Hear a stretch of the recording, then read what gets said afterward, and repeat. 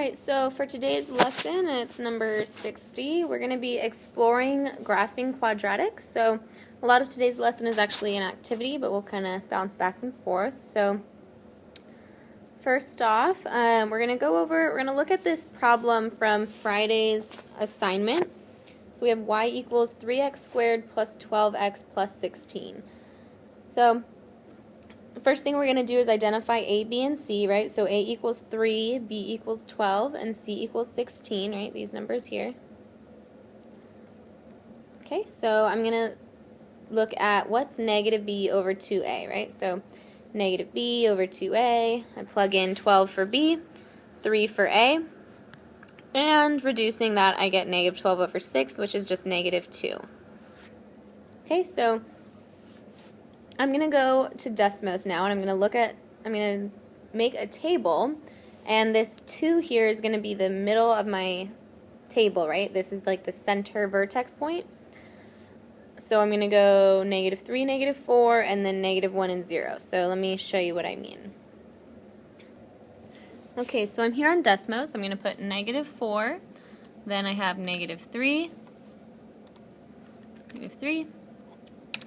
negative 2, negative 1, and 0. Okay, so again I put negative 2 here in the middle because I got that as my vertex point, as my x-coordinate of the vertex. Okay, so I see again I have that pattern in the y's where I go kind of down and then back up. It's symmetric, right, about the vertex. So let's zoom out now on Dimos. You can see that these are my 5 points. I can hold down on this blue dot over here and change my style so that I can see the line and the dots. So that would be what I get if I were to sketch the curve. Okay, so this is my quadratic. So again, this is a tool that you guys can use to kind of check your work, right? You can make a table.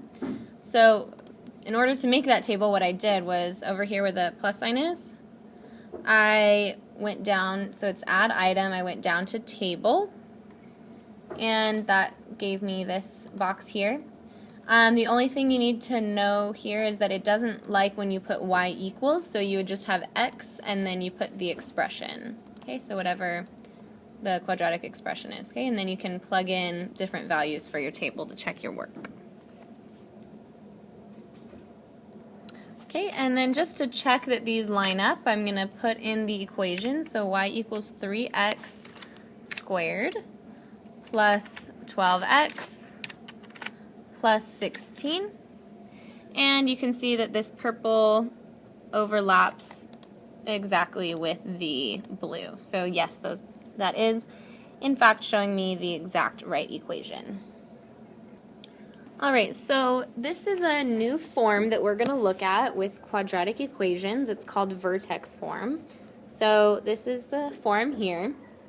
And it's useful because the h and k actually give us our vertex right off the bat. So once we're given an equation in this form, we know what the vertex is right away.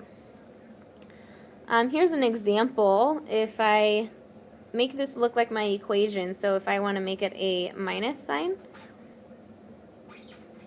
here, right, because it's a plus right now, but in my equation it's a minus. So I'm going to kind of move the terms around a little bit. Instead of saying x plus 2, I'm going to say x minus a negative 2.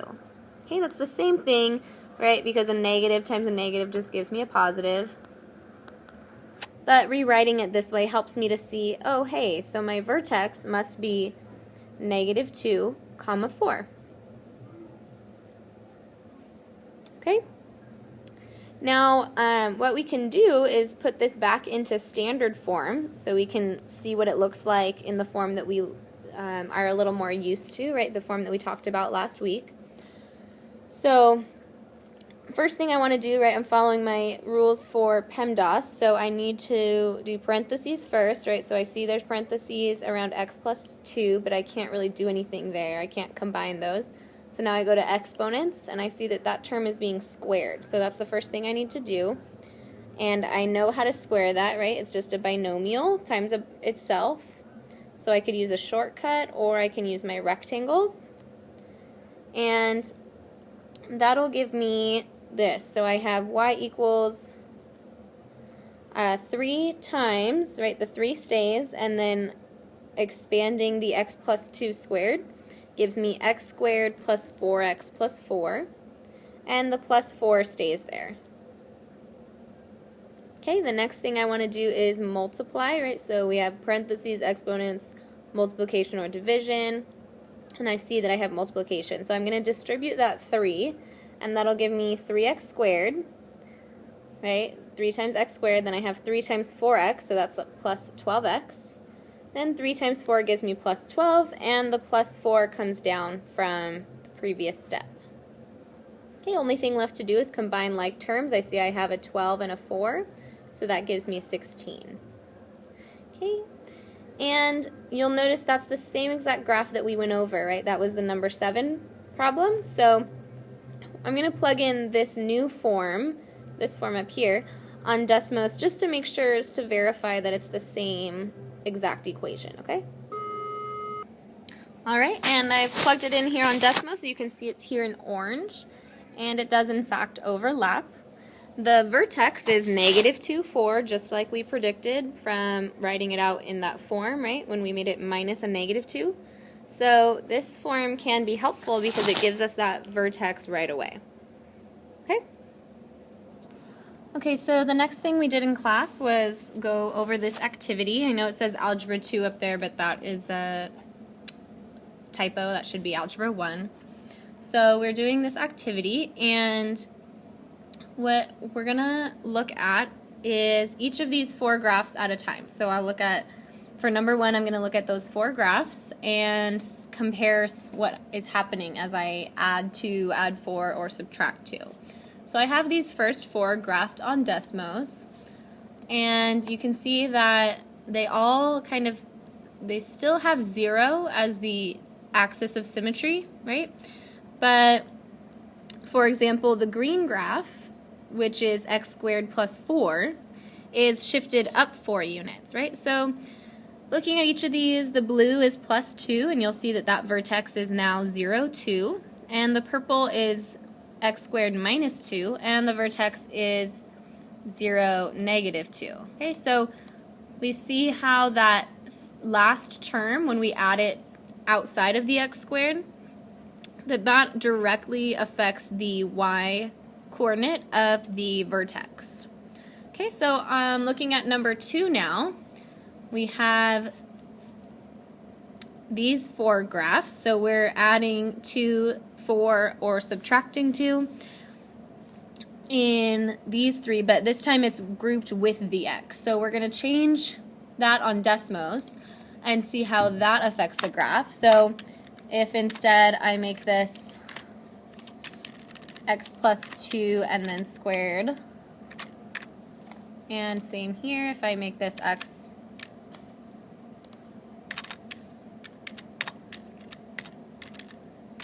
plus 4, all squared. Okay, so you'll see I have these 4 graphs now, and I highlighted the vertex points just so I can compare those to the equations. Looking at the green one now, when I see that when I have the positive 4 grouped with the x, it makes my vertex have a -4 as the x coordinate. And similar things go on with the other equations, right? So these are moving the quadratics to the right and left, and the number of units that it's moving is the opposite of what's grouped with the x. So on the purple graph, we have x minus 2 squared, and that moves it in the positive direction, 2 units. Okay, so interesting observation there. Okay, and then for the third set of graphs, we're now changing the coefficient, or the a term. So we have y equals x squared, y equals 2x squared, y equals 4x squared, and y equals 1/2 x squared. So let's look at these on Desmos now. Alright, and zooming in here, you'll see that each of these 4 quadratic functions, they all have the vertex at the origin, or 0, 0, but some of them are narrower and some are wider. So the red is our original y equals x squared, and you'll see when we have 1/2, which is the purple graph, that one is wider, right? So the fraction gives us a wider parabola. Then when we have the purple and green, they're inside of the x squared, so they're narrower. Okay, and that's 2 and 4 as the A term. So it would look like the bigger the number is in front of the x squared, the narrower your quadratic is going to be. Alright, and for the last part, for number 4, you're looking at some negative terms. And looking at them on Desmos, you'll see that the purple and green, which are the negative x squared and negative 2x squared, those are the ones that are flipped upside down. So that's how the negative affects the graphs. Alright, here we're going to look at, instead of the equation that's given for number 5, we're actually going to look at y equals negative 2 times x minus 1 squared plus 4. Okay, and then looking back at our vertex form, we can tell then that our vertex must be at 1, 4, right? This is h and this is k. Okay, so I'm going to plot the vertex 1, 4. Oh, sorry, that's 1, 3. Okay, up here, so 1, 4. Now, normally we have to find 5 points, right, when we make our table, but instead we're going to use this shortcut method, which allows us to only find 2 additional points, and we'll be able to complete our graph. So I'm going to look at x and then ax squared. Okay, so first thing that I'm going to do is look, remember when we have those 5 points, we usually want to go from the vertex, we look 1 unit over here and then 2 units over, and 1 unit this way and 2 units over. Okay, so we're going to kind of shorten our work, and we're going to just look at what happens if I go 1 unit right or left. So plus or minus 1 unit from the vertex. And then what happens if I go plus or minus 2 units from the vertex. Okay, and I'm just going to plug that in for x squared and then multiply by my a. My a here, remember, is this right here, so it's negative 2. So I'm plugging into negative 2x squared. So 1, plugging in positive or negative 1. Either way, when I square that, I'll just have 1 for my x squared. Then times negative 2 gives me a negative 2. Okay, plugging in 2 for x, I get 2 squared is 4 times negative 2 is negative 8. So that tells me that for every step, when I take my first step to the right or left, I'm going to go 2 down. Okay, so on my graph, if I go 1 to the right, I'm going to go 2 down. Okay, so my next point is here. And if I go 1 to the left, I'm going to go 2 down. So my next point on that side is right here. Okay, and I'm going to follow the directions that this shortcut gives me on the next step. So if I go 2 units to the right or left, I'm going to go 8 units down. So now from the vertex going 2 units to the right, I'll go 8 down. So that puts me 2, 4, 6, 8 units down, puts me right here. Okay, and then same in the other direction, going 2 units this way and 8 units down. My next point would be right here. And I am able to draw my U-shaped curve much quicker than if I were to find all 5 points. Okay, so that's the pattern that you would use for this one and the next graph and then the next 2. And the last 3 are going to give you the graph, and you want to try to find the equation based on the things that we've gone over today. Alright, so that's it for today's lesson. Thank you.